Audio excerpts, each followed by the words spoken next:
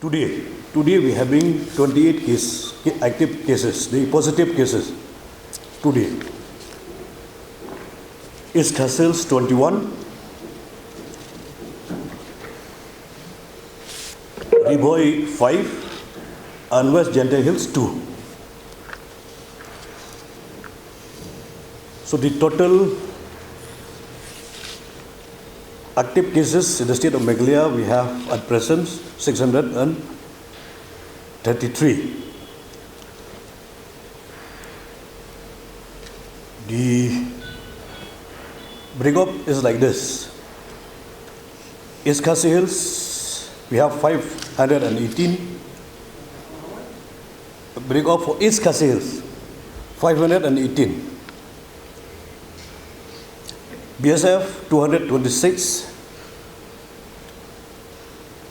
others 233, Armed Forces 59, West Khasi Hills District 5, Southwest Khasi Hills 0, Riboy District 55, West Gentile Hills District 16, East Gentile Hills District 17, West Garo Hills District 16, Southwest Garo Hills District 4, South Garo Hills District 2, East Garo Hills District 0, North Garo Hills District 0. Total recovered today, till today, the total recovered, there are 264. Kini ka jingpul puna yau status jong COVID-19 hapo ka state Meghalaya ke jungi mendakaski ke bangi yo iki positive cases ke long arpu prangut arpuai na po East Khasi Hills iwei na po san na po Riboy but R na po West Gentile Hills District tikabang idon ki active cases ru benta hapo ka state ke long druspa lai fulai the break up along Gumni is Khasi Hills, the Sunspark at Prague. Nega Sunspark at Prague, BSF belong Arspa Arpun Rio. The others, the civilian belong Arspa Laifulai, but the armed forces belong Sanpo Kandai.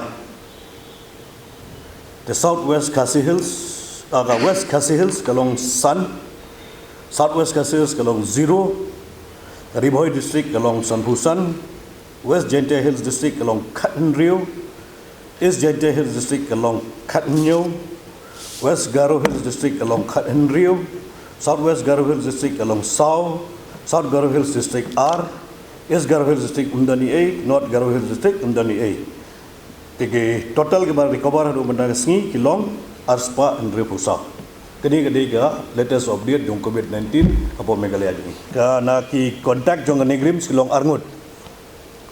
Nang tagi returnees kilong Arngut, iway the patient has civil hospital Shillong, iway the high risk contact lab technician jong civil hospital, nang Arngut kini armed forces but kalangut BSF. Kini kidai ki kebanga ngi bagio amendasi ar prangut. Dia napa Riboy sangut kini armed forces, the West Gentile Hills Arngut kini returnees. This is the break up of the today positive cases in the state of Meghalaya. So we have total 28.